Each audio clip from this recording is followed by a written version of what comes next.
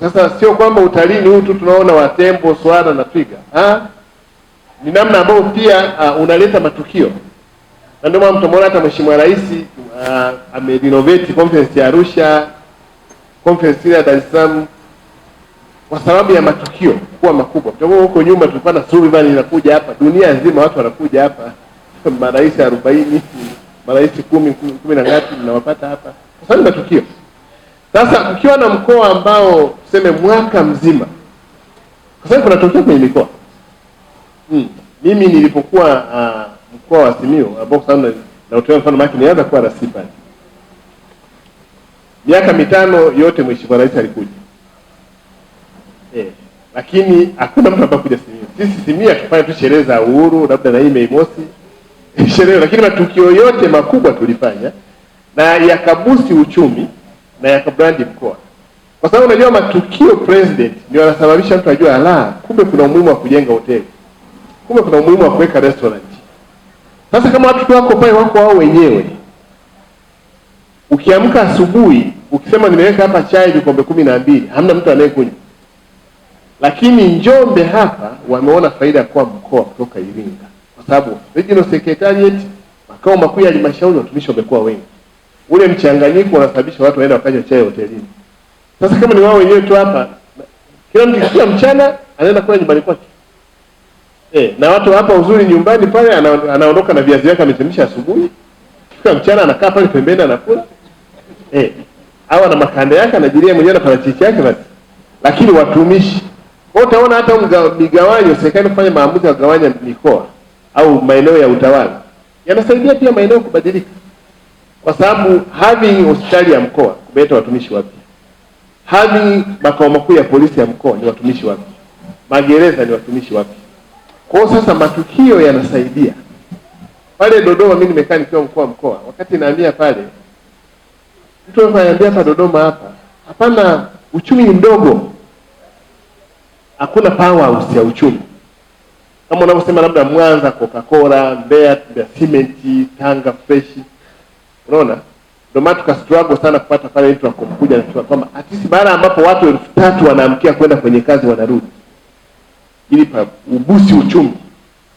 Kwa mikoa kama hii ya kwetu, utaona kama pale Dodoma sasa mikutano zile conference zinasababisha kwenda mzunguko. Vyuo vikuu vya Dodoma pale vikifunga, wauzaji wa vyakula wanaathirika. Wauzaji wa mayai, kuku. Unaona kabisa impact ya vile vyuo na maisha ya watu. Bunge likiaishwa utaona pia kuna mchanganyiko pale unapungua. Kwa hiyo sisi huku mkikaa mwaka mzima hamjawahi kupata ziara ya rais, makamu wa rais, waziri mkuu, utaona kabisa kwamba mkoa unakuwa very local. Lakini viongozi wanapofanya ziara, mkimwona waziri mkuu anafanya ziara kwenye mkoa, anadoa attention ya mkoa. Kwa sababu ndio maana leo tunajua waziri mkuu alikuwa Tanga. Waziri mkuu yuko Mwanza. Hamuvu peke yake. Ile timu anayo move tu kama maandalizi ya waziri mkuu tayari hoteli zifanya biashara. Lakini yeye mwenyewe anapoenda analeta msisimko. Unaona wananchi wanajitokeza. Watu wanatoka mawilayani kuja makao makuu ya mkoa. Kwa hapa sisi mwaka jana tukae kwenye plani kwamba ni vizuri mwaka huu tufanye matukio. Kwa mwaka jana nienda kuomba watu wa Trump. Watu wa kumbukumbu kwamba John mfanya hapa mkutano. Unajua kana sisi unajua tuko kama zaidi 1500 utapata sema kwa sababu John wamekaa hapa wiki. Watu wamefanya biashara. Tulikuwa tunaongea na waziri wa utawala bora kwa ajili ya kuhost kikao cha PS. Masekretari wetu kwenye maofisi ule mkutano mkuu uje. Kwa nini nimetafuta mikutano kama 4? Kwa sababu ile mikutano ikija inaita pia na viongozi. Sasa Mei Mosi nadhani hatuna tukio kubwa Tanzania la kuzidi Mei Mosi. Halipo tukio kubwa. Hakuna tukio kubwa Tanzania linaloshinda Mei Mosi. Na kwa mtu yeyote ambaye anaufahamu, ungetamani Mei Mosi ifanyike kwenye mkoa. Kwa sababu ni tukio ambalo likifanyika tu once. Kuna watu wanafanya biashara wakati wa Mei Mosi tu. Mapato yao ndio ya mwaka mzima kwenye mwaka wa kawaida. Kwa sababu ni tukio ambalo almost hawa kwa mfano leo hapa mmekuja, ni timu nzima mko ngapi? Ndio kuja leo. Kama 30. Kama zinaanza kujaa toka mwezi wa 5 mpaka mwezi wa 8, ikabidi ajenge na nyingine, na ndio kina MSC wale wakaanza kujenga na mahoteli, kina Mlanda wale watu wakajenga mahoteli, ndio simesa sana hizo facility nyingi. Kwa hata hapa tukianza kuwazoeza watu matukio, watu watajifunza kufanya biashara. Sasa nilikuwa naangalia hapa unaposema president kwamba watu 2000. Unajua mtu akifuga kuku broiler siku 40. Maana hawa watumishi tu hawa wakienda Silver ile wakachukua kuku 1000 shilingi milioni 2. Siku 40 broiler wako tayari, wanachomwa huko. Kwa kuna mtu tu hapa anaweza kama time mwenyewe kufanya biashara. Unajua president kesho anasema tusihubirie sana maendeleo watu bila sisi. Sio nzuri sana. Unaenda kupiga mkwara shamba la mtu wewe mwenyewe huna. Sasa hicho kwa mimi hata mwenyewe naanza kuona tu fursa. Ningekuwa mimi kwangu siali kwa sababu rais anafikia pale. Nachukua hata broiler 10,000. Kwa sababu ukichukua mkopo vifaranga 10,000. Ni shilingi ngapi? Milioni 20. 2,200. Na sisi tunachukua hapo Silver hapo Iringa. Siku 40 nauza kuku moja shilingi 7,000. Kwa sababu ile biashara ipo, watu watakula, kwa sababu watu ni wengi hapa na migawa hapa watatosha kuku hapa. Hili ni eneo la baridi, mbuzi wengi hawastawi, wanastawi Wanging'ombe. Ina maana akipatikana mtu mtundu tu akwenda kukusanya mbuzi Shinyanga, mbuzi 1000. Akaja akaweka pale Wanging'ombe. Akatangaza kwamba mimi nauza mbuzi. Mei Mosi yote watu watakula pale, watachukua mbuzi kwake. Wanachukua Shinyanga mbuzi shilingi 80,000, 70,000. Unakuja hapo unauza, kwanza mbuzi huko shilingi ngapi tunanunua? Shilingi 200,000. Unajua Njombe mbuzi ni 200,000, 300,000. Ni business.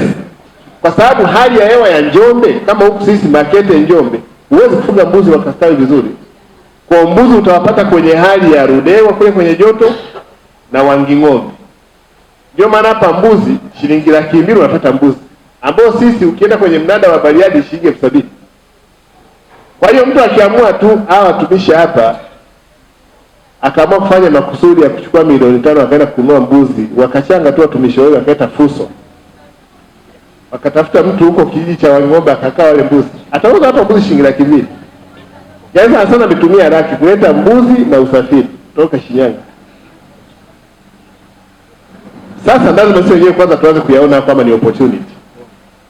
Lakini nyumba za wageni, watumishi ambao wana nyumba huku, manake ni kwamba unaweza kaangalia. Maana kuna watu wanakaa nyumba ya vyumba 5. Alijenga hapa nyumba ya vyumba 5 lakini familia iko sehemu nyingine.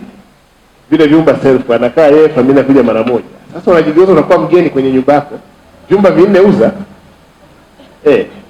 Sio kuchekesha. Ndio maana kwenye BNB ukisajili BNB mwisho wa siku ukienda wewe kama familia yako una block.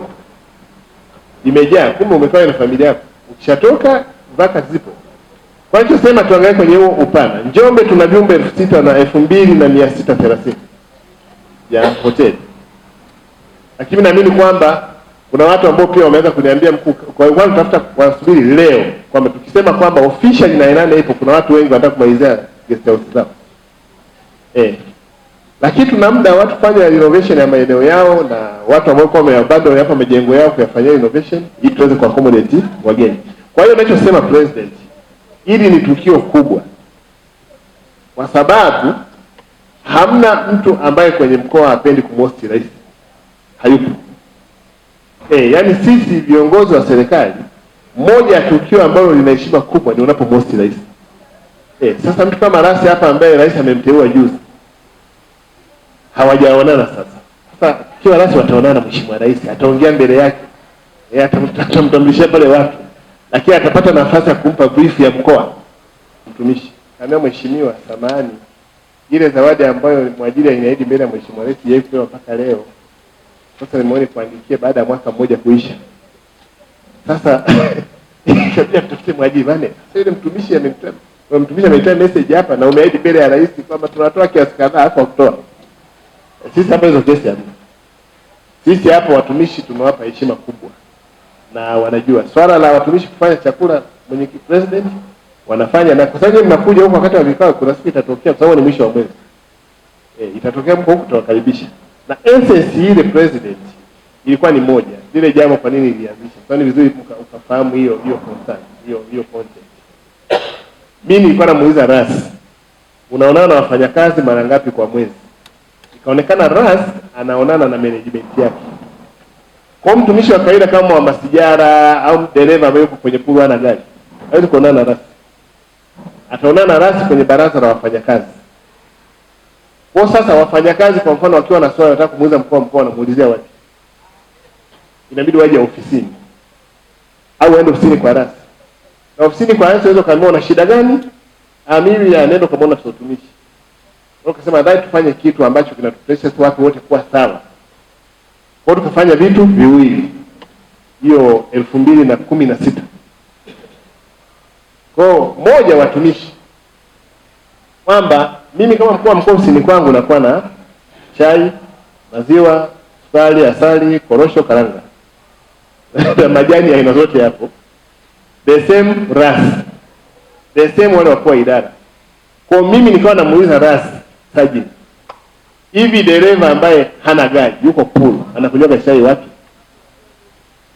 Au labda mtu wa masijara anakunywa chai wapi? Kwa nikaambia RAS, huenda kuna watu hapo wanawapa majukumu asubuhi au mchana, kumbe hajakunywa chai. Kwa nikamuuliza, hivi mtu ambaye hapo ofisini mshahara wake labda ni amechukua mikopo amebaki labda 280,000, kazi yake ina majeraha, hivi huyo mtumishi waga anakunywa maji wapi? Si kwa mtumishi wetu anajua maji huko chooni. Kwa hiyo namwambia pale RAS, lakini nikamwambia hivi mtumishi ambaye ana shilingi laki, kwa sababu 300,000 maki shilingi 10,000 kwa kila siku, anakunywa chai wapi? Kwa hiyo tuna watumishi wana mfungo wa lazima. Kwa anakuja tu ofisini asubuhi, anafanya kazi mchana, anapiga miayo, una kantini pale, si wote wanayokula chakula. Kwa hiyo nikaambia hapana, tuache utaratibu. Baada ya kunywa chai tufanye mahesabu watumishi wote wanakunywa hii chai. Kwa bora mimi sinywe chai, lakini tuonyeshe kwamba hii gharama ya mimi na wewe tuipeleke kwa watu wetu wote. Kwa hiyo tukamuita sisi afisa utumishi. Naambia kana watumishi wachague vitafunio. Watu kusema okay, mtumishi siku ya mkate mmoja wanapewa watu. Kwa chai silesi 6. Kwa hiyo tukasema kisi 6 mbona inakuwa nyingi sana? Kwa chai silesi 4 yai. Kwa hiyo watumishi wakaanza kwa Jumatatu silesi, Jumanne chapati, Jumatano vitumbua na sambusa, Alhamisi watu katengeneza modo ya chakula. Kwa hiyo wakaanza pale ofisini sasa. Tukaona kwa watumishi wako wachangamfu, mnakutana na watu hawana stress, mnasalia vizuri. Asalamu alaykum. Wanafanya kazi. Sasa hilo la kwanza tulilifanya. Lakini unakumbuka mimi nilishwa na mama. Nikaona ile michango mimi nilichangiwa. Hilo ni off record.